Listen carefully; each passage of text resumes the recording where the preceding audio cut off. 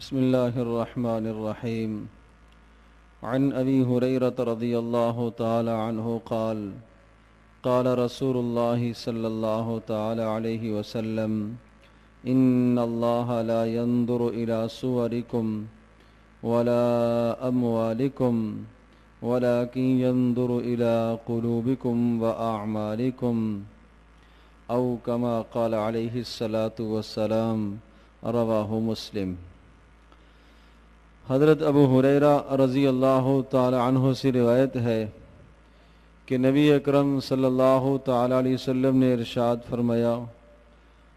ان اللہ لا ينظر الى صورکم ولا اموالکم، بے شک اللہ تبارک تعالی تمہاری شکلوں کو اور تمہارے مالوں کو نہیں دیکھتا، ولکن ينظر الى قلوبکم واعمالکم، بلکہ اللہ تبارک تعالی تمہارے دلوں کو اور تمہارے اعمال کو دیکھتا ہے۔ اس حدیث پاک میں حضرت صلی اللہ تعالی علیہ وسلم نے دو باتوں کو ذکر فرمایا ہے، اور وہ دو باتوں میں سے پہلی بات تو یہ ہے کہ اللہ تبارک تعالی کے یہاں انسانوں کی کامیابی اور ناکامی کا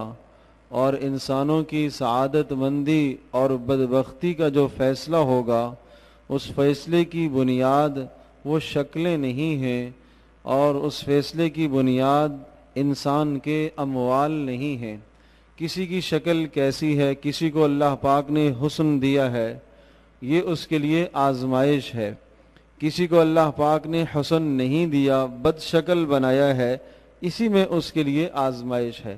حسن دیا ہے تو اللہ پاک نے آزمایا ہے کہ کتنا اللہ کا شکر ادا کرتا ہے، اور اللہ پاک نے بد شکل بنایا ہے تو بھی اللہ کی طرف سے آزمائش ہے کہ کتنا اس شکل پر یہ صبر کرتا ہے۔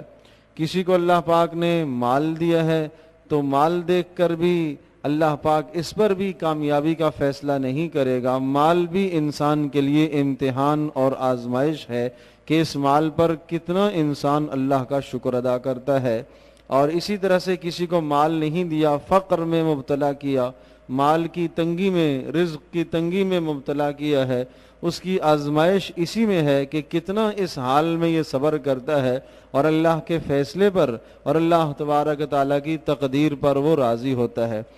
اس لیے رسول پاک صلی اللہ تعالیٰ علیہ وسلم نے ایک دعا بتائی ہے کہ جب تم میں سے کوئی آدمی آئینہ دیکھے اور آئینہ دیکھ کر اپنی شکل کا جب اندازہ کرے تو یہ دعا پڑھے، اللہم کما حسنت خلقی فحسن خلقی، اے اللہ تو کریم ہے،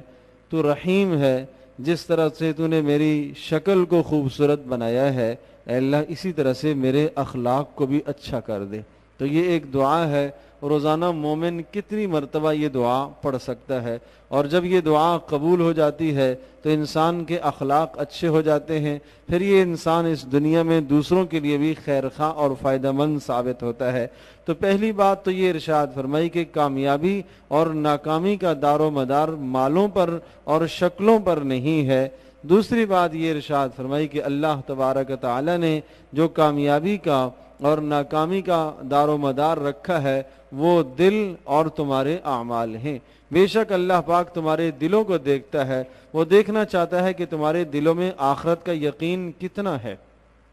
وہ دیکھنا چاہتا ہے تمہارے دلوں میں سچائی کتنی ہے، وہ دیکھنا چاہتا ہے کہ تمہارے دلوں میں اخلاص کتنا ہے، وہ دیکھنا چاہتا ہے کہ تمہارے دلوں میں کہیں ریاکاری تو نہیں ہے۔ تو اللہ تبارک تعالیٰ کی رحمت اور اللہ پاک کا فضل اور اللہ کا لطف اور اللہ کی مہربانیاں انہی دلوں پر اترتی ہیں جو دل پاک و صاف ہوتے ہیں، جو آئینے کی طرح شفاف ہوتے ہیں، جن میں یقین بھرا ہوا ہوتا ہے، سچائی موجود ہوتی ہے، اخلاص موجود ہوتا ہے۔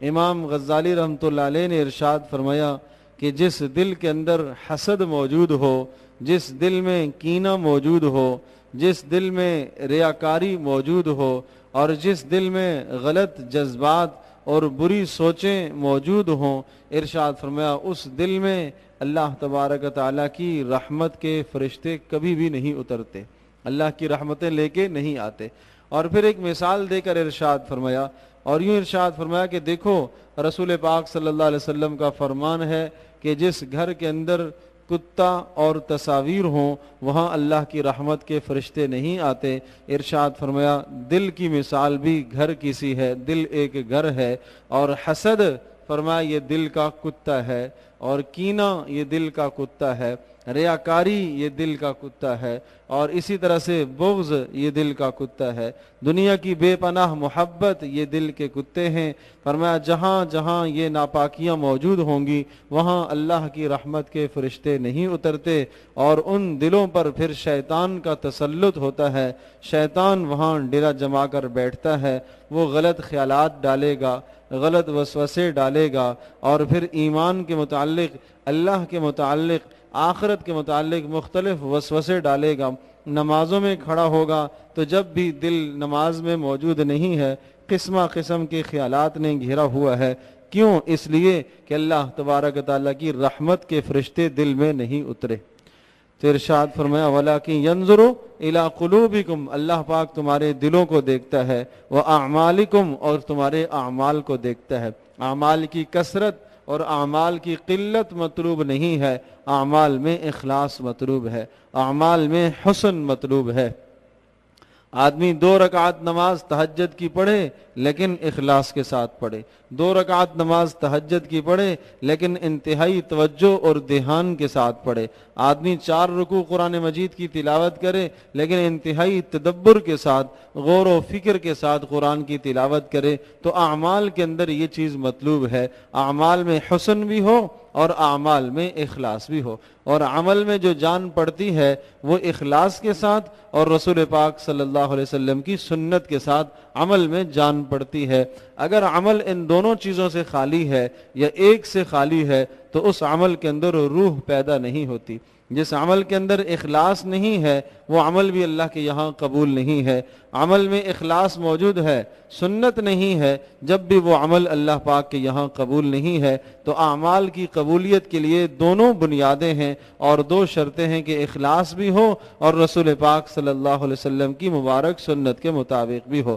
تو خلاصہ یہ ہوا کہ حضرت صلی اللہ علیہ وسلم کا فرمان ہے ان اللہ لا ينظر الى صورکم ولا الى اموالکم، بے شک اللہ تبارک تعالیٰ تمہاری شکلوں کو اور تمہارے مالوں کو نہیں دیکھتا، تمہاری شکلوں پر اور مالوں پر فیصلہ نہیں ہوگا، ولکن ينظر الى قلوبکم واعمالکم، تمہاری کامیابی اور ناکامی، سعادت مندی اور بدبختی کا فیصلہ تمہارے دلوں پر اور تمہارے اعمال پر ہوگا۔ اگر دل اخلاص والے ہوئے اور دل کے اندر صدق رہا جس طرح سے صحابہ کے دلوں میں تھا، اللہ نے ارشاد فرمایا اولئک الذین امتحن اللہ قلوبہم للتقوی، اللہ نے ان کے دلوں کو خوب جانچا ہے، پرکھا ہے، تو ان کے دل تقوی سے لبریز ہیں، بھرے ہوئے ہیں۔ ایسے دل جو لے کر اللہ کے پاس حاضر ہوگا،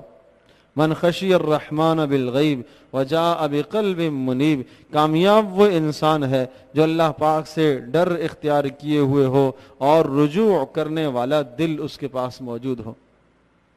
حضرت صلی اللہ تعالی وسلم کا ارشاد ہے کہ جس آدمی کو اس دنیا کے اندر لسان ذاکر، ذکر کرنے والی زبان اور صبر کرنے والا دل، شکر کرنے والا دل جسے مل گیا، اسے دنیا کی ساری خیریں نصیب ہو گئی، کہ دل کے اندر صبر بھی ہو، شکر بھی ہو اور زبان پر اللہ کا ذکر بھی ہو۔ تو ارشاد فرمایا وَلَٰكِن يَنظُرْ إِلَىٰ قُلُوبِكُمْ وَأَعْمَالِكُمْ، اللہ پاک تمہارے دلوں کو دیکھتا ہے اور تمہارے اعمال کو دیکھتا ہے، تو اعمال پر اور دلوں پر فیصلہ ہوگا۔ اللہ تبارک و تعالی ہمیں اخلاص اپنانے کی توفیق نصیب فرمائے۔